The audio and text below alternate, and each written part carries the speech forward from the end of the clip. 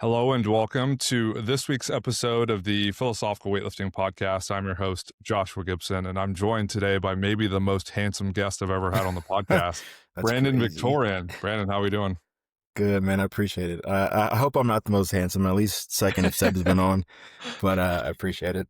Yeah, if not most handsome, definitely most muscular. One Okay. of the most jacked guys in all of USA weightlifting.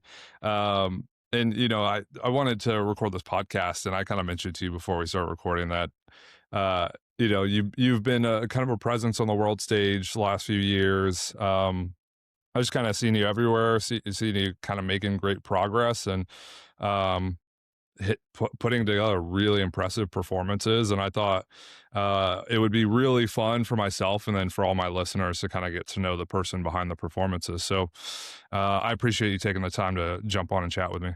Yeah, of course. Appreciate you asking me to hop on. Yeah. And as far as weightlifting goes, I feel like it's a sport, at least in the US, where people don't find it, right out of the gate. And they start training you from 10 years old or 11 years old or 12 years old to compete in the sport of weightlifting. I typically feel like, people get exposed to it in S&C programs and maybe they're doing cleans, maybe they're doing like power jerks or power snatches from the hang. They find it through CrossFit or they kind of happenstance stumble into a weightlifting club randomly in DC and they're like, oh shit, like I didn't know this was a sport I could compete in. Turns out I'm actually really good at it, so I'll take it as far as I can. What's your story as far as how you found weightlifting? Yeah. So, I mean, you kind of, I mean, have said it 1,000 times, but that's pretty on the nose through like other athletics. Hmm. I played football starting in elementary school, but in seventh grade, they introduced weight training out in Louisiana for us. And that was kind of like the first I was ever exposed to the clean. They really just hammered in like squats, bench press, and power cleans, and kind of whatever other accessories they felt were going to transfer over to the football field. So just really cleans all the way up through high school, some exposure to snatching, but I didn't think anything of it. I thought it was always like really light from the coaches that we had that would program it. So I was like, oh, this is just another accessory movement for Mm. explosiveness or whatever. And then when I went to college, just went for school and kind of just stayed in the weight room, kind of did my own thing, whatever program I found on like bodybuilding.com or like some exercise. I saw some influencer do on Instagram or YouTube. I just tried it out, like Jeff Nippert or Oh yeah. Athlete X, Yeah. just throwing stuff together. And like I had no idea what I was doing, but I was like, that's probably gonna make my chest look bigger. I'm gonna do that. And so did that up until I would say like 2017, kind of the Mm. same story. I found CrossFit, like saw one of the CrossFit documentaries on Netflix, and I just ate it up. I was like, oh, this is basically like those football workouts that we would just have Mm. that were just long and grueling, or like those short, like fun ones you would have over the summers. And so didn't really find a gym per se, but just kind of started doing my own CrossFit style workouts, like just throwing movements together and trying to do them as fast as possible, or would find some sort of workout online and do that or do a WOD or whatever, WOD of the day. And then when I graduated in 2018, started dropping into CrossFit gyms just like on the weekends, just to Mm. kind of get some exposure and see like how those workouts do go, but never really like committed to a coach or like staying at a specific gym. And 2019, that was the first and only year I did the open. And I think at that point I was like, all right, I do want to figure out how to get competitive in this sport. Sorry if you hear a dog barking. My mom's in town and the dog's going crazy. Um, but started to get that mindset where I was like, all right, I could probably be good if I do X, Y, Mm. Z. And at the start of 2020, I ended up dropping into a buddy's gym, which wasn't affiliated with CrossFit, but they were doing like a Saturday, like Buzz and Suds. You bring a buddy and then you drink a beer afterwards or whatever. It's dropped in, and it's hilarious because that guy who invited me he didn't ghost me, but he didn't show up. And so I was just Mm. like, all right, well, that's pretty sick. So I was trying to see who I knew there. And luckily I knew some folks, but in like the main area. That's where we did the WOD, but they had like a little side area. And that's where like the first and ever weightlifting club I ever saw was attached to. And so once he finished up, I saw a guy that I didn't recognize over there. Walked over and I was like, yo, what's going on over here? I'm just seeing like a lot of heavy lifting. And he was like, oh, this is just like the weightlifting side of the gym, but it's ran by a different coach, different program. If you want to talk to coaches over there. And at that point, I was doing snatching and clean. I was snatching and cleaning on my own, trying to get better at it. Mm, And I want to say I hit 315 on my own for clean, and 265 for snatch was my best at that point. And so I wasn't too far.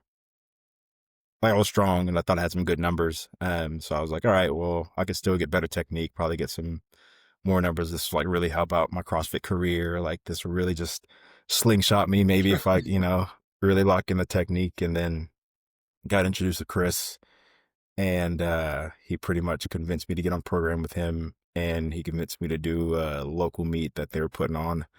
And we've talked about it so many times, but in his mind, he was like, holy shit, this guy, he moves well, he's good. I gotta figure out how to get him to stick with this. In my mind, I'm just like, oh, la, la, la, like heavy lifting, gonna be great for CrossFit. And then as soon as I got on program, I think we had like one more session after that where I came and lifted in front of him, then got on program. And then a week later, everything shut down for COVID. mm, And the gym that I was going to go to, they got strict and obviously they shut down.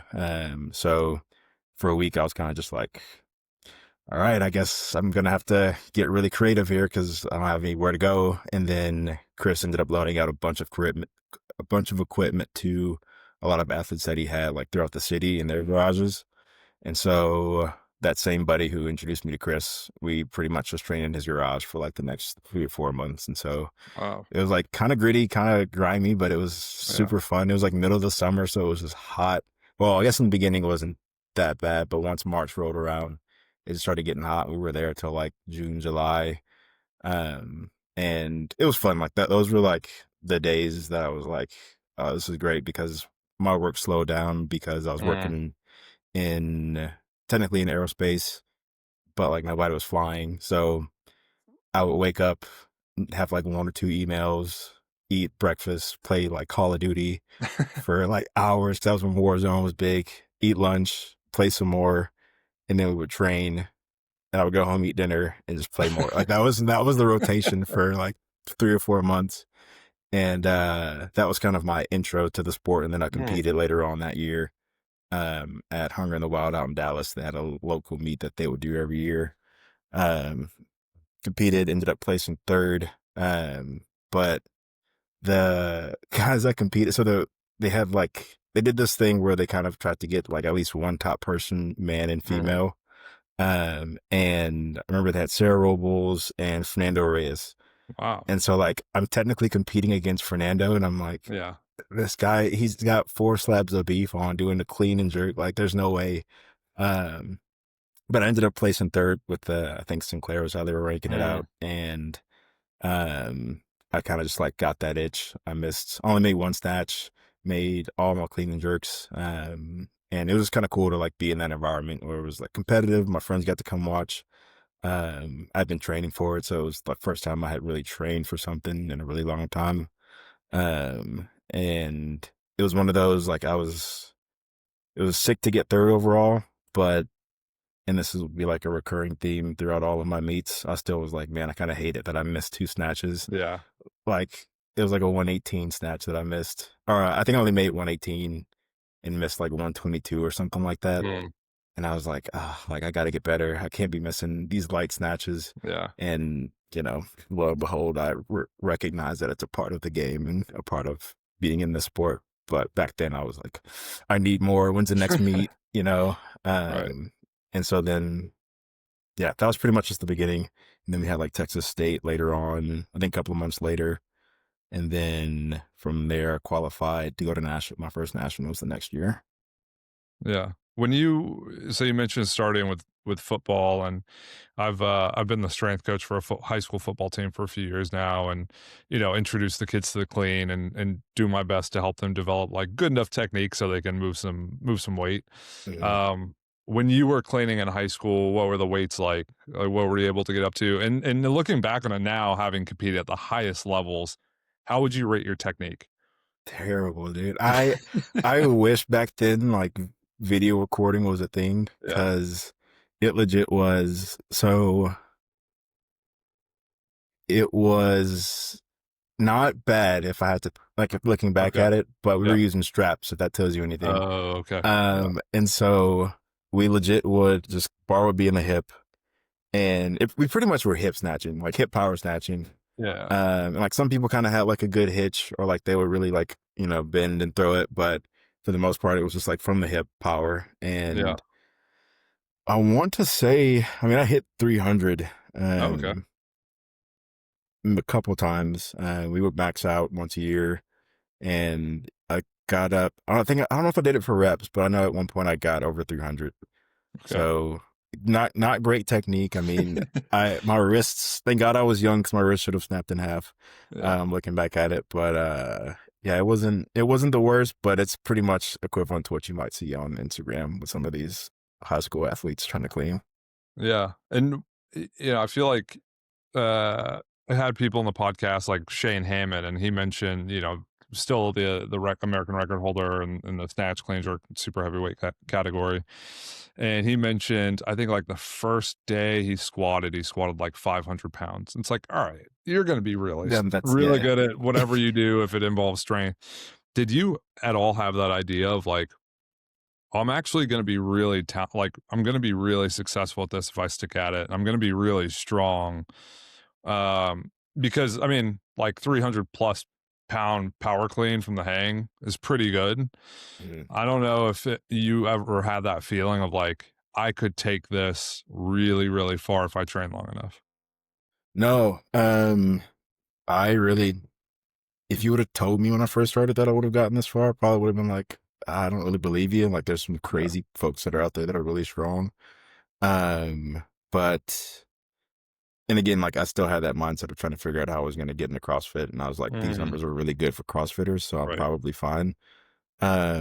But same thing at that first meet with Fernando, we ended up talking for like a brief second, and he ended up talking to one of my buddies who spoke Portuguese, and so they like actually spoke in English for a bit, and he was like, "That your friend?" He was like, "Yeah." He's like, "If he sticks with it, like he probably could be better than me." Wow. And like he told me that like a day later, and even still, like hearing it's cool, and I'm like, all right, like that's kind of sick. Like he thinks I could be good, but like I'm still looking at what he just did and what I've seen people do online, and I'm like, there's no way I'm probably even going to touch a 400-pound clean. So Mm, probably not. But I was just like, I'll stick with it just for the love of being in shape and lifting. And then like once I kind of saw how good I could be. I guess it wasn't really until nationals. I ended up placing third in the snatch. mm, I think fifth overall that year. And then I was kind of like, okay, I could definitely see myself sticking with this. And who knows how far I could go, but I'm not gonna like keep creeping up and, get some podium spots and, you know, who knows what happens if I stay consistent. Didn't think I would be where I'm at now. But it's been kind of cool to see like to have had people say that they think I could be good, that they know that I could be good, and like it mm. has panned out that way.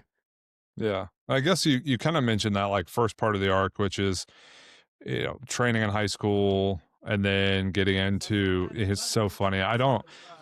It used to be more common. People would talk about bodybuilding.com, talk about the forums, talk about all those guys. Even Athlete X. Like I remember I was back into watching like bodybuilding YouTube before it was really a thing. Um, and I don't know who's gonna recognize the names like Matt Ogus and, Alberto Nunez and 3DMJ and Eric Helms and the Hodge twins and Chris Hodge twins Jones, for but sure. I yeah, remember yeah. those And guys. Yeah. and so when you said bodybuilding.com and then Athlete X, like I actually got into it with Athlete X. I'd Really? watch his like circuit training videos, and I go in my mom's basement and just like try to get as tired as possible. Hmm. It's really funny to hear that stuff again. And then so you talked about that part of the arc, getting into CrossFit, and then eventually finding weightlifting. Um, then what that next segment is probably like becoming pretty dominant on the national scene, right? It's like getting Yeah. introduced to the sport, trying it out, qualifying for nationals, and then it's like establishing yourself as someone who's kind of a presence, going to show up to nationals and finals, put up a good performance. Um, how long did that last, and how are you kind of like moving around the ranks after you kind of initially got into weightlifting? So yeah, like I said, I ended up fifth at nationals as 81. And so at that point, that was when Harrison Morris was Oh yeah, in his reign, and so yeah, it was again one of those. I was like, all right, probably not going to touch that guy. 200 sounds crazy right now. Um, but I mean, we just kind of stuck with it, and I want to say 2022. So we did nationals and then we did finals, and I think I still ended up placing like fourth or fifth that year. mm, But we had hit a good enough total for there was an invitational to Cuba that following year. And I guess everybody else was declined the invite, so I was like the next person up, and we accepted because I was like, all right, that's sick. Get to yeah, travel with Team USA. Didn't think again like none of this is like half the stuff that my coach was putting in front of me didn't even know it existed, and so I was kind of just like, mm, okay, cool, let's do it. yeah, And it wasn't like oh like this is on my like my goal board or like on my yeah, mirror. It legit would be just like this cool. What do I have to yeah, do? You know? yeah, And so it wasn't really until like 20, like after that meet in 2022, like just talking and being with different athletes out there and like different coaches and kind of grasping how like I had a idea of how the sport worked, but mm, then like kind of once I saw like, all right, this is what you need to make another team. Like obviously it's pretty black and white what you do to what you need to do to podium, but like kind of understanding like the timing of it all and you know, being able to understand who you're competing against and learning how you train. I think that was kind of the next step in this fact, and like the whole thing of learning how to be an athlete in that mm, level in this sport. So I think it's easy to get in this sport and your only thought process is like, how can I get stronger? How can I right, hit the next PR? Which is a part of it. But now what I've learned I would say the last 3 years is learning like, okay, when you go to these meets, like what kind of mindset you have to have when like training's not going great or mm, like when you're supposed to be hitting 95% the week before a meet and you couldn't even hit like 85%. yeah, What do you do? And like how do you not freak out and like lose your mind? It's like that kind of stuff started to set in where it kind of just came to, all right, like I have my coach, he knows what he's doing. I think at that point, I didn't quite see like his strategy and like how his stuff played out. All I was mm, seeing was people online and like these crazy complexes and these crazy numbers. And I'm like, how am I supposed to compete in 2 weeks against somebody who just clean and jerked 190 as like 81 and I'm going to compete against them as an 81. Then like you go to the meet and some people don't even get close to like they bomb right, out on their opener and it's like yeah, they're like, oh okay, like that just kind of shifts your focus and your mindset to where it's I think for me it kind of became oh it doesn't like it matters who I'm going up against, but I just need to have a really good day mm, and don't want them to have a bad day, but like if my really good day is better than their bad day, hell yeah. And yeah, then like and then if I can get to the point where my okay day is better than somebody's best day, then hell yeah. And so like it kind of just became like that mindset. And once I understood like how the rankings worked and like what numbers we needed and like how to play the game to get ahead of people, to throw off their clocks. And so like all these things that made the sport like it was fun obviously, but then from that like it's this is one of the few sports I feel like where it's really just kind of out of your control what somebody else does. mm, Whereas like other sports, you know, you can strategize, you can have like football, you can have trick plays, or you can guess what the defense is going to do, and this is the play you call up, and like all these things that you can kind of control with your team. This is one of the sports I feel like you don't always get to do that. But once you get into that system of like, how am I going to outrank this person at this Mm, meet?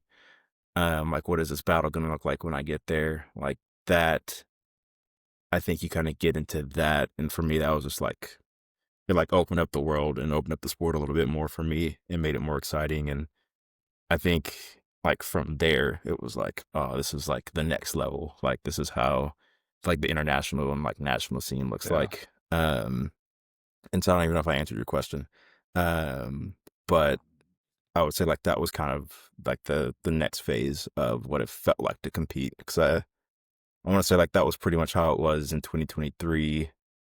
Like we were trying to get into the circuit for like the that part of the quad, but we just missed out at the Arnold. But then our mm, next target was to go to the Pan Am Games. And so like that nationals that year, it was like just a stacked nationals.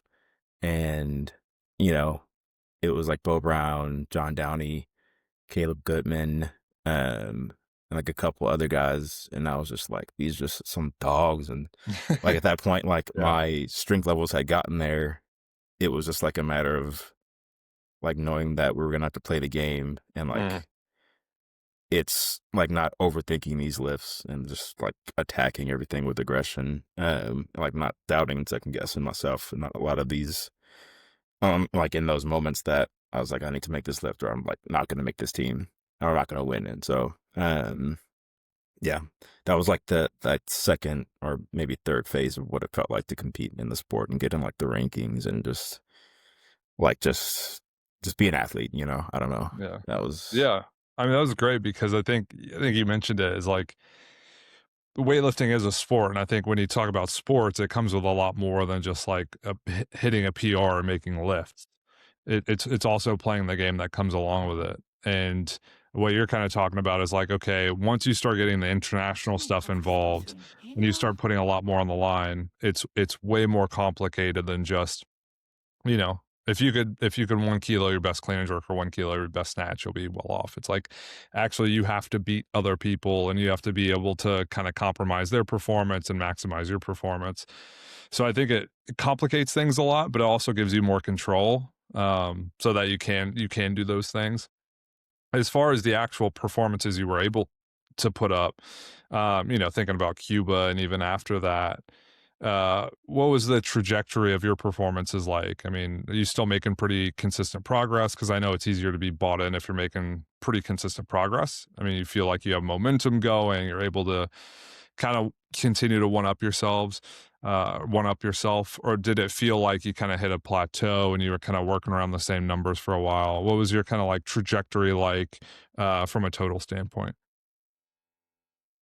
um I would say it was a pretty good increase. I want to say up until the end of 2022, I think every meet I was hitting a little bit more. Hmm. I think Cuba, I PR'd my clean and jerk there. I think my snatch stayed. I think I had hit 140 before that meet, and we opened at 133 to be safe. And then I think I missed 138 and then made 138. And I remember being pissed because I wanted to hit 143 for that 315. Yeah. And like I just wanted to keep going up. And my coach was like, "No, we gotta secure like we gotta try to get you a medal while we're here. Like, don't push it. It's fine." And like I'm in the back just like seething because like that's all I wanted was a 143 snatch. Um, but then ended up making all my clean and jerks and we ended up getting a bronze in the total. And so again, kind of circling back to the like the game plan aspect of it, Mhm. like you kind of got to trust, you know, Mike and Chris and all those, like, and like whoever else is there in the back trying to help you total and, you know, have better placement. It's easy to be an athlete and just want more, but like Yeah. there is strategy behind it. But then after that, I want to say up until, yeah, that finals, I mean, honestly, up until Pan Am Games, I was still kind of seeing increases at meets. I think I hit 150 that I think I went from like 138 from Cuba to 150 at the Arnold in 2023. Wow. And then I went from Clean and jerk was a little weirder. I think I hit that 178 at Cuba, maybe 179, maybe 175. I can't remember. But I ended up hitting 185 at the Arnold in 2023. I think I cleaned 189, but I missed the jerk. And so like we're seeing some progression. Like my Mm, strength numbers were still going up, squats were going up, jerks were going up. I would say even now, like I feel like I've plateaued more the last year or two, but it's in the sense that like we just kind of had to hit just crazy numbers mm, to try to get on some of these teams just for the nature of being an 89 where every other international person in that weight class was just an absolute freak. Um, but I mean, even still, like we put 196 from the bar at Worlds, and I've never even tried to do that before. So it was it's a number that's there. I'm like, I know I'm still increasing. mm, But it's kind of been tough to, not tough, but like recognizing like, all right, this is one of those plateaus because I've had them happen in yeah. training, but then like I'll go to a meet and I feel really good and I know I can break through the plateau. Um, but yeah, I would say like the last year or two, it's kind of felt like a plateau. But then again, even at nationals this year, I hit the 157 snatch and then the Oof. 193 clean and jerk. So like it's just been it's a slow incline. It definitely has tapered off. Those first 2 to 3 years, it was pretty quick up. Mm, Um, but I feel like plateaus feel like they happen in training. But I think I've been lucky, not lucky. I think I've been disciplined enough to like stay the course and like trust my mm. coach and like it's paid off at meets when it needs to pay off. Um, so I guess yes and no for the plateaus. Sure. Yeah, yeah. Yeah. I mean, I wouldn't mind being plateaued around a 157 snatch. I think You're that right. that'd be a great that'd be great. I'd love that. Um, as far as like you mentioned worlds, you mentioned Cuba. I mean, you've been mentioning these like big international comps. Um, how have those felt in terms of like showing up to a world meet? And you mentioned it being stacked, which I think is kind of like a compliment, right? You're in one of the most stacked weight classes with some absolute killers and studs, and you show up and still manage to compete. Um, and now continue to qualify for those major competitions. So what has it been like taking that jump from national level meets to international meets to worlds, which besides the Olympics is the biggest competition in the sport of weightlifting? Yeah. It's been interesting. It's had like ups and downs, I'd say. I was really glad I got to go to that invitational, because that was like it was really like a low stakes Mm, international meet. But for me, it was kind of like, oh, like this is cool. We're here. We traveled. We have the USA gear on. Um, and I remember that meet was so hot. I don't know. I think it was in the same place as the one that or the I can't remember what it was, Pan Am's last year mm, or during the Olympic year. But I mean, we were drenched in the back room. They had like water bottles, ice packs, and I'm like, is mm, this what international like competition looks like? I might stay home next time. I don't know. Um, but like for me, that was just kind of like a nice like low stakes, like, oh, this is international, but this is still another meet. Like they're still competitors. I've still trained mm, for it. Like I'm supposed to be here. Um, and going into so I would say the step from nationals to those some of those international meets is cut. It's not super big, but it's different in the sense that like your home side when you go to nationals or finals or like AO2, right. and you're like on your schedule. Maybe you're ahead an hour, maybe you're behind an hour, but like you still have like people that are there cheering for you. Like they kind of know who you are. You go to some of these meets, and unless your name is Olivia Reeves, most people probably don't really know who you are. Um, but like Pan Am's was cool because it was just like the whole city was just, they knew what they were here for. They knew what was Yeah. going on. So it felt like it didn't matter what event they would have been at. I think if they would have had breakdancing there, they still probably would have went Yeah. crazy. Yeah. Um, but it was kind of cool to see that energy, not just being given to anybody that was lifting. Mm. Um, but I would say like that was probably the first trip that I actually was like really nervous.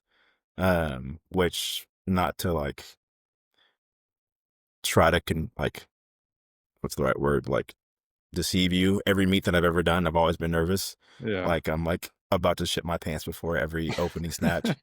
Um, and like people have been like, "Oh, like you look like you're, chilling and you're calm," and I'm like, That's not good," because like on the inside, I'm like, I legit, I'm like sitting in my chair, like gripping, just staring into the void, and there's been some meets I missed like 120 in the back, and I'm like, "Oh, today's the day. Like I'm probably gonna bomb out, and everybody's gonna make fun of me, and like I'm gonna get excommunicated from weightlifting." Um, but like I don't know, that one was it was nerve wracking in the sense that like you look around and you see somebody like Kato Mar, Mm. or like some of those other South American guys that are just like, they're about to go out there and hit like 210, 220. And you're like, how am I like, Yeah. I know I can't, look to my left, look to my right, but it's still kind of humbling to be like, okay, like I still have work to do. Yeah. And like, I'm not going to just go out there and medal the way I would hope or want.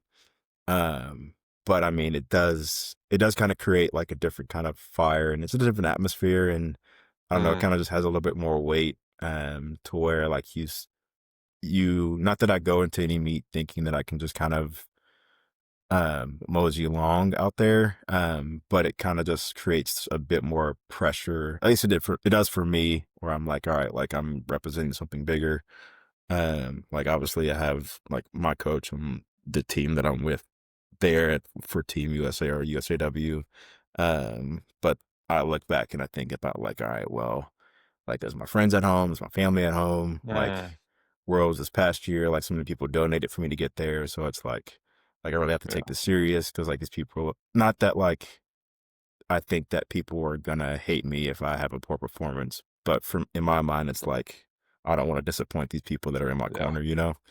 Um, so like that kind of creeps into, but I want to say my first Worlds, or in 2024, that was kind of the first time yeah, that was kind of the first time where I was kind of like, no matter what I do, I know people are going to support me. Like they want to see me win. They Mm. want to see me go and like compete and like, kind of carry the torch for the people that are going to Yeah. come after me, the people that have come before me. And so, it's like a weird, like it's still a competition, but sometimes it feels like there's just a little bit more Mm. behind it, a little bit more riding on it. And like obviously there is, because we're trying to get on stipends and we're trying to make more teams, and try to, I guess in the next year, see where we can fall in the quad and try to get on that Olympic team. But it's definitely, yeah, I don't know. It's weird to say that it's not much different than a national meet, because it's not, because you're still just lifting weight. But there's a different weight. And then of course you have to factor in travel. This last one in Norway was pretty tough because it was like a 25-hour travel day. Oh my gosh. And like, I don't think anybody really ever got on schedule. Cause like I probably had a total of 20 hours of sleep that like entire time we Wow. were there. Yeah. Um, so that was a trickier one for me. I think a couple other people. But like Bahrain, we had a crazy setup for our hotel. We all had like our own room, got some good rest there. And so it all just varies. And I'm sure like people have said it 1,000 times, where like you just never know what you're going to get at some of these Mm. meets, which is so true. But I mean, from there too, it's still like you got to be an athlete and like kind of roll with the punches and Yeah. still try to compete at the high, like at your best, which feels impossible in times like that, because you're like, I'm getting no sleep, and I'm not gonna blast him, but my roommate was snoring a lot. We were out in Norway, and it was pretty tough to get some good sleep there. And so just like all these factors that you don't really have to worry about when you're at home or you're in the States, where you can get like a nice hotel or a nice Airbnb. I think like that is kind of like the one thing I feel like doesn't like I wouldn't say it's just another meet because you do have those other factors that you have to Mm, worry about. You got to worry about the food, and like if you're in a hotel, you don't get to cook the same meal that you make that you used to. Like the snacks might be different, but they're really good about bringing snacks with the whole team for USAW, so it's not that bad. But like if you want to go out, to get like a quick bite, like you just never know how the food's gonna treat yeah. your system, and so like that's kind of the stuff that I'm like, that is different. But again, in my mind, it's like you still kind of got to be an athlete and roll with the punches, and everybody else is doing the same thing. So you can't really, you can complain. We'll complain, but but you can't let it hold too much weight Yeah. with how you do at It, some of these meets. well, and it's funny because you mentioned wanting to like kind of make it in CrossFit, then getting into weightlifting, and they're like, okay, I could give this a shot. And then now talking about stipends and international teams and an Olympic quad. At what point did that switch kind of flip in your mind of, oh, the Olympics is a possibility. I'll actually like train to be the best weightlifter in the, basically in the country. Mhm. Um, and make this like my life. I mean, because that seems like it's what it is. And the way you talk about it, I mean, stipends and international teams and Olympic quads, it's like, okay, this has gone far beyond just medaling at a nationals or a finals. Yeah. Uh, I mean, even still, kind of like, man, this is like to talk about it, to be like, oh yeah, like I could make the Olympics. Like that's even still, I'm That's like, crazy. no way. But in 2023, that was the first time where it was like holy shit, like it is a possibility if I stay the course. Yeah. Like I mentioned, that was like the Arnold that year. I we decided to go up pretty late to 89 once we realized it was the Mm, weight class that they were taking. And I think at that point we weren't really like, oh wow, we could go to the Olympics as quad. It was just kind of like we could get in the circuit, try to go to some of these international meets and who knows what happens. Um, but I think at that meet, CJ beat me out. And so he ended up taking all, that slot and got in the circuit there. But that was the first year I was like, okay, it could happen. Still, like, it's up there in terms of like the goals and like the possibilities. But that was the first time that I looked and I was like, okay, I really have to figure out how to make my life kind of in line with what it looks like to train mm, and be more consistent. Whether that's sleeping, whether that's work, eating, like all the foundational stuff. That was kind of where I won't say like my entire being has gone into weightlifting, but mm, like pretty damn close. And so yeah, since then it's just been like, okay, what am I doing currently in life? Is it helping me get to be better at weightlifting, or is mm, it kind of taken away from it? And I've kind of had some pretty radical changes over the last years. Nothing like groundbreaking, but just like some stuff where I'm like, okay, like this job, I'm driving an hour to work. That's not super helpful. How can I minimize that?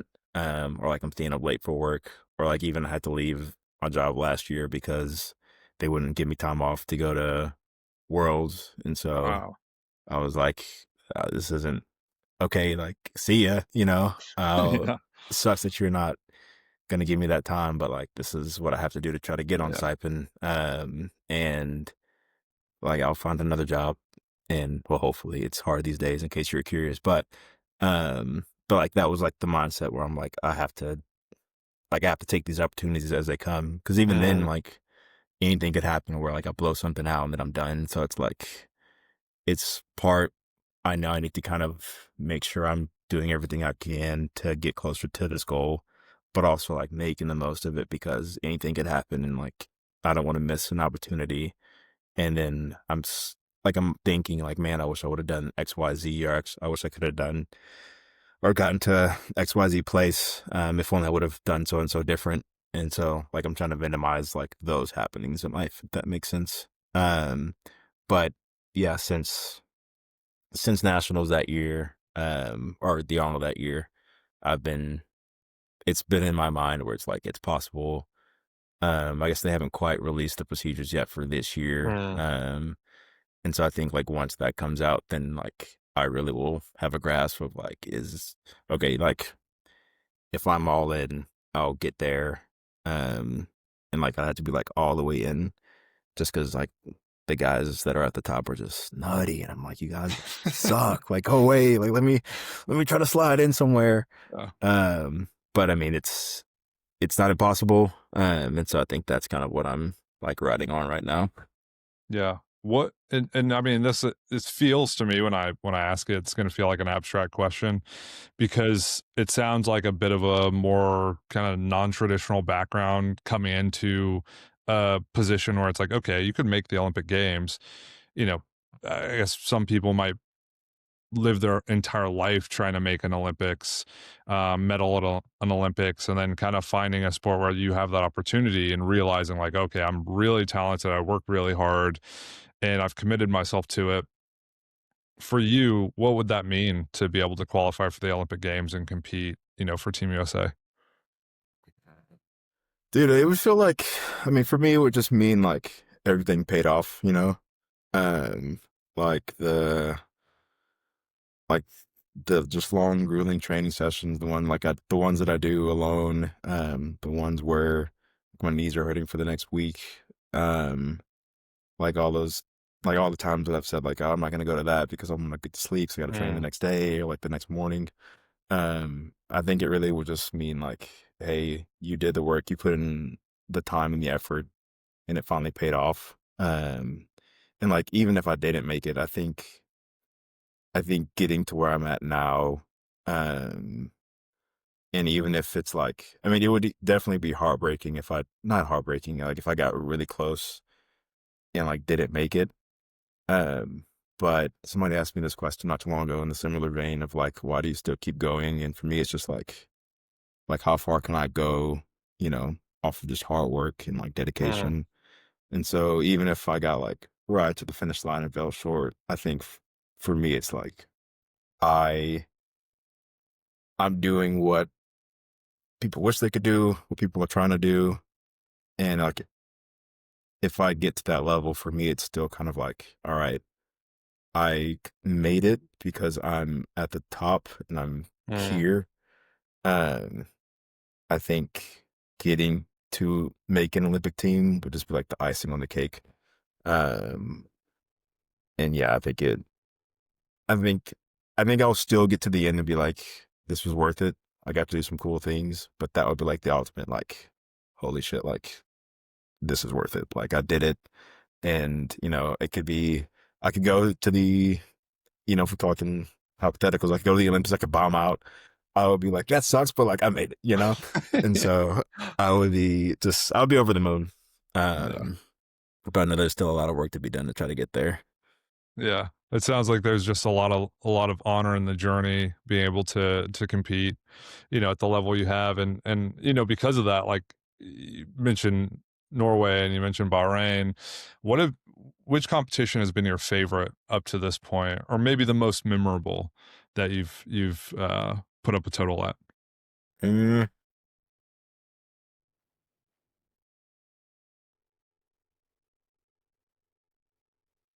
I'll give you two answers. I'll give you like my favorite competition that I've had that I've won, or like that I had a really good event at and just like overall experience.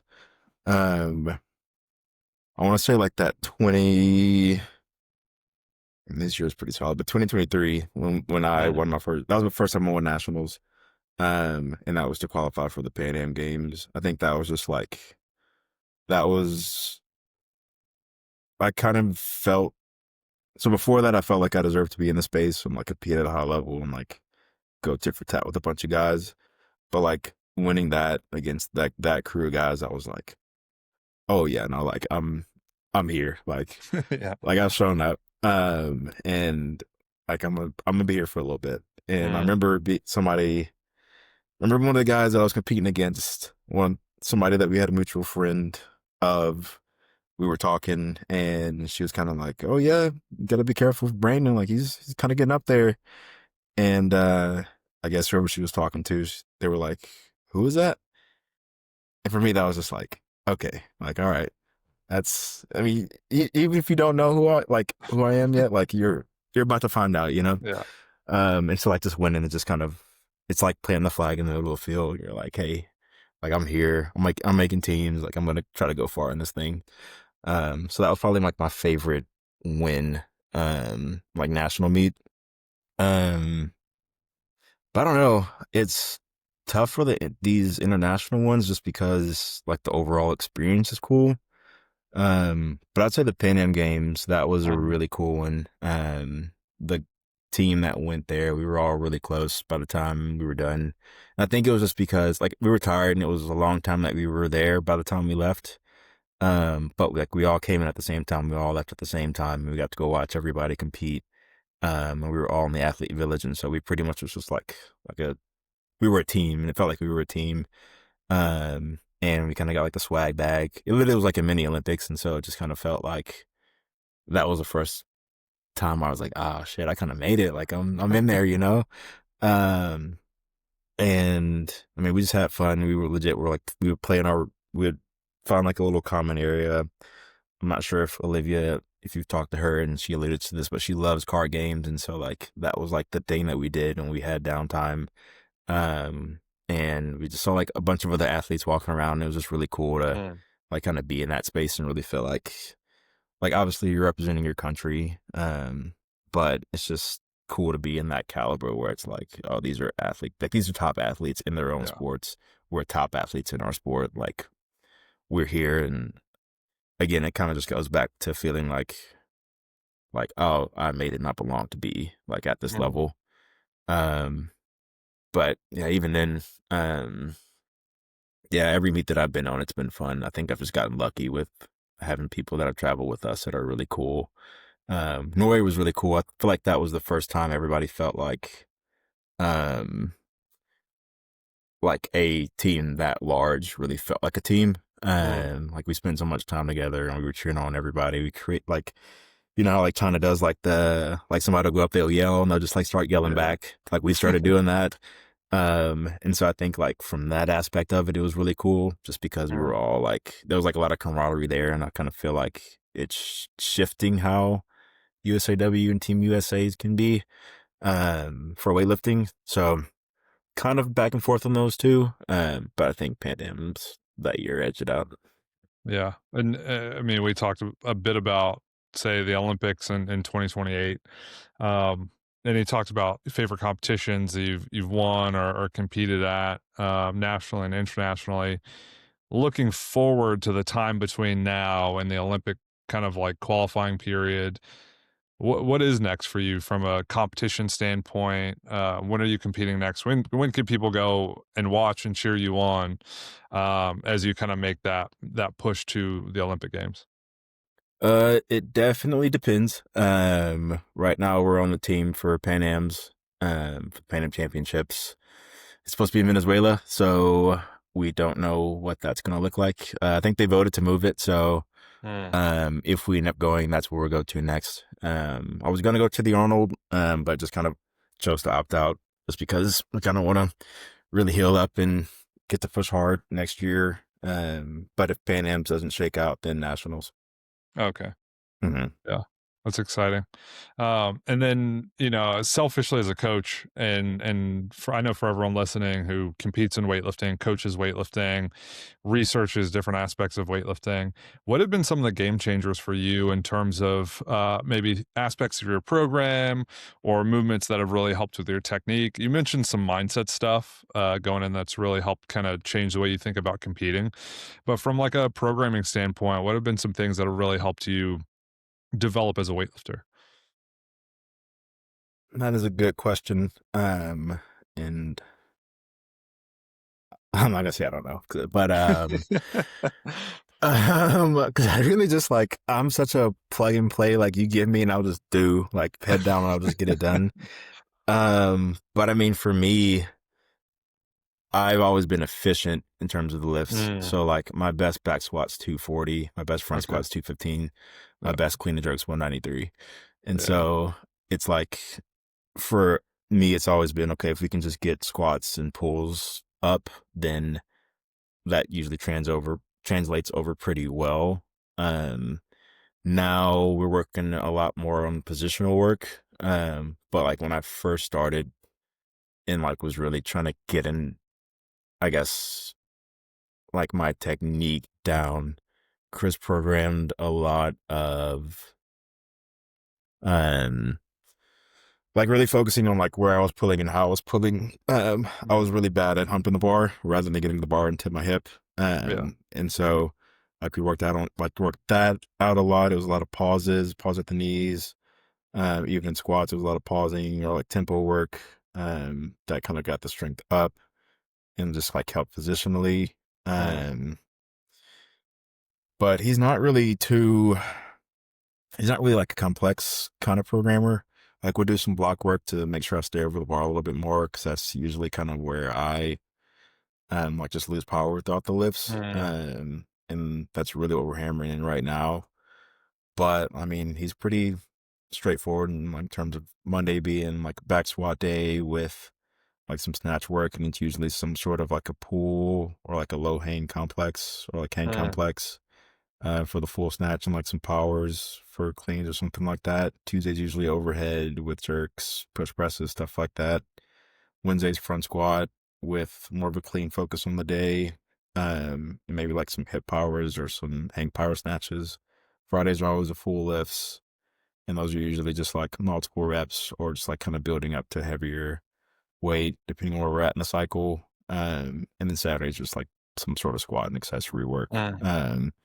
So like not complicated. And I've told him this before, like when I was kind of in that middle range, I was like why?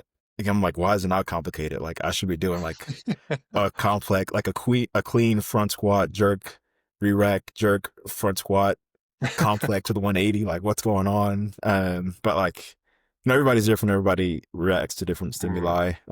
But like for me, it hasn't like that hasn't been the need. It's just been getting stronger. That's what I've been needing to do. And I feel like most people just need to get stronger. But also like you do need to learn how to be able to move, like use that strength throughout the full lifts. But I mean, he's really good at just cycling going into meets. Like we taper off really well. Whenever we have a bunch of time, it's like a lot of hypertrophy and volume work to Mm. try to get some muscle on or more muscle on. And like get the strict numbers up. And kind of what I was saying earlier, like I always struggle like a week or two out because not as much now, but there was a period in time where like I just would freak out and I'm like, there's no way, like I can't even, like I'm supposed to, like we were supposed to do it. He programmed it to where we're supposed to build to openers like a week out or Mm. like, last month or whatever. And then there's like sometimes I tug on 140 like 5 or 6 times. And the sixth time I finally hit it. And I'm just like, there is literally no way I'm about to, because we always end up opening heavies because we have to try to hit the standards. Mm. And so I'll tell people, they're like, "Oh, like how do you feel? How's training been?" And I'm like, "It sucks. I'd rather die right now, actually.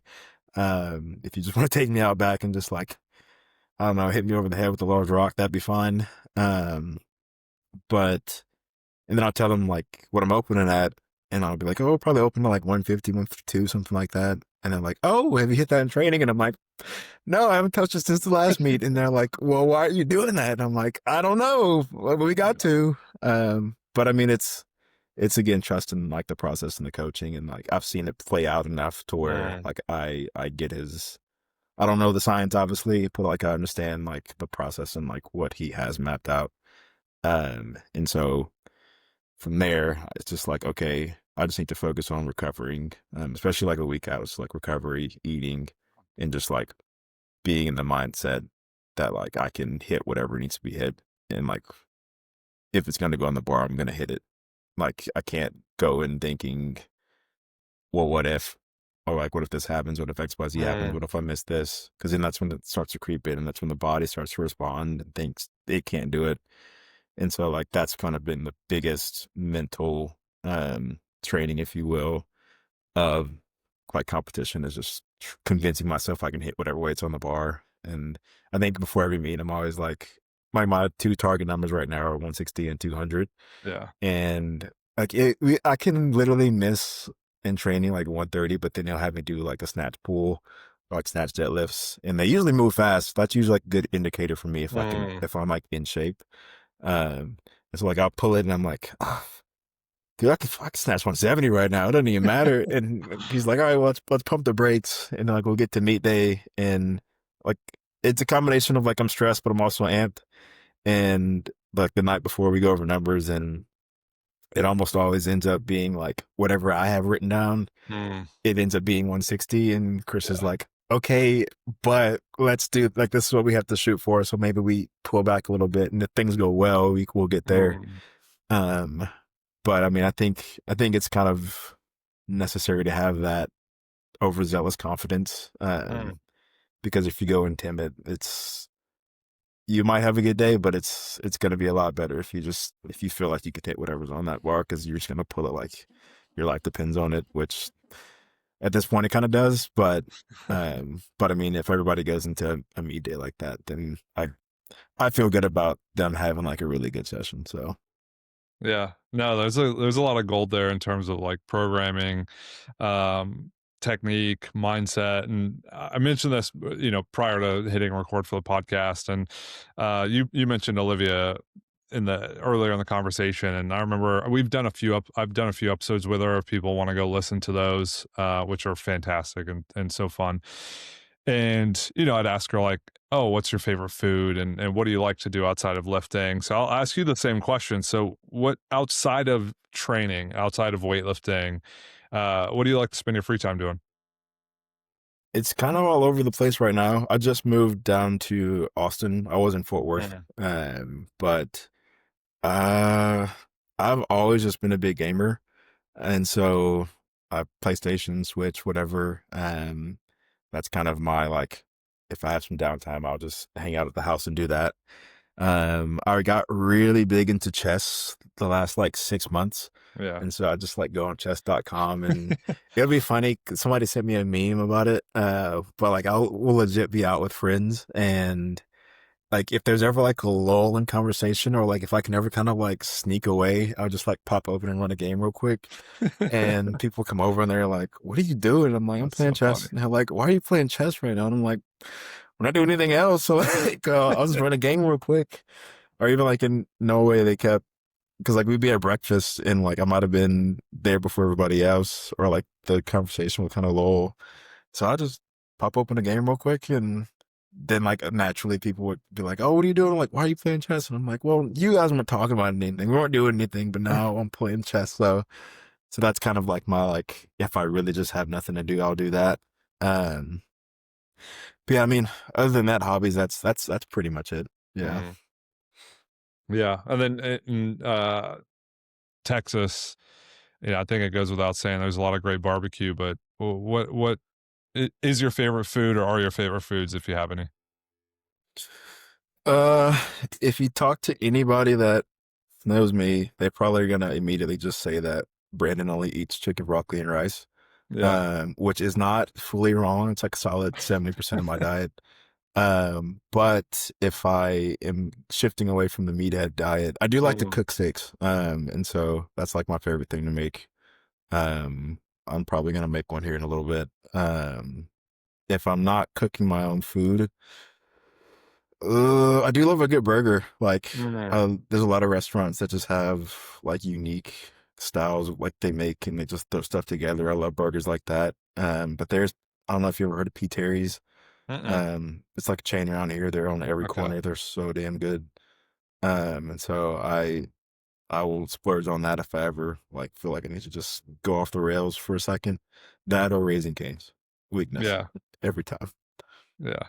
Awesome. Well, it was fun to get to know more about you and to hear about, your time getting involved in weightlifting, getting introduced to it, making a splash on the national scene, and now being the guy that people have to try to kind of punch up to compete with. And I'm sure a lot of people listening are like, just enthralled with your journey now, and can't wait to watch you and listen to Seb commentate it on on Weightlifting House. If people want to keep up with your journey, say on Instagram or any other social media platform, where can they go to find you? I'm mostly on Instagram, at Mr. Vic27. Um, I was on TikTok for a little bit. I doom scroll on TikTok now. I don't really post much there. But yeah, that's pretty much all I got going right now. Yeah, and I know you mentioned fundraising for other meets. When you do if you are like fundraising or trying to raise money to cover the cost, do you just post that stuff on your Instagram if people want to donate? Yeah, usually like a story or a post. It looks like they put it in the procedures now that they cover the international travels now, Oh, so I great. think we should be Gucci there. But yeah, if ever anything ever popped up, we would just post it on either my gym's page, Blue Wave Weightlifting, or my page. Cool. Awesome. If people are interested in keeping up with me, you can follow me on Instagram at Josh_Phil, WL, it's PHILWL. Philosophical weightlifting everywhere else. Thank you all for tuning into a fantastic episode of the show. And we will catch you all next week on another episode of the Philosophical Weightlifting podcast.